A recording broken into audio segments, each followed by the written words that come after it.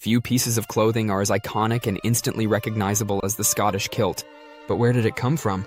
Why do Scottish men wear it with such pride? And is it really an ancient tradition, or a more modern invention?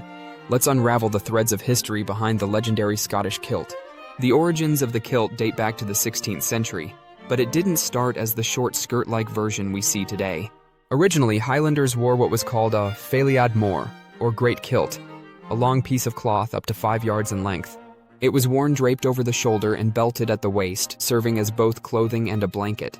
The great kilt was practical, perfect for the rugged Highlands, where the weather changed fast and travel was often rough.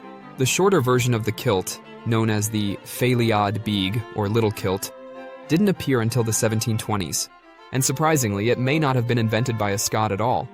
A man named Thomas Rawlinson, an English ironmaster working in Scotland, is credited with designing the more manageable, tailored version that allowed workers to move more freely.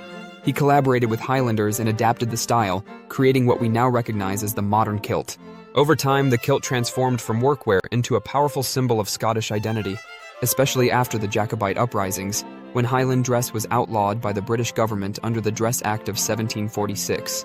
This act banned kilts and tartans, attempting to crush Highland culture after rebellion. Ironically, this only strengthened the symbolic power of the kilt.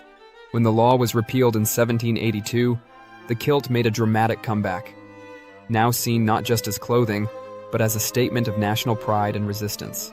Fun facts: each tartan pattern represents a clan, family, or region. There are now over 7,000 registered tartans worldwide. Prince Charles and King Charles III have been spotted wearing kilts on royal visits to Scotland. Kilts are traditionally worn with no underwear, though that's more folklore than rule.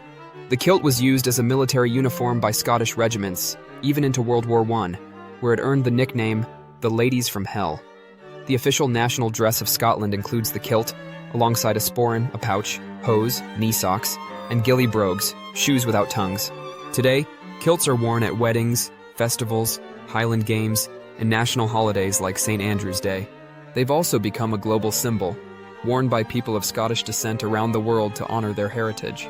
And while some think of it as just costume or tradition, the kilt represents centuries of Scottish pride, resilience, and identity. It started as practical Highland gear. It became a banned symbol of rebellion. And now, it's a beloved and enduring emblem of Scotland. So next time you see someone in a kilt, know that they're wearing not just fabric, but a rich history stitched into every pleat.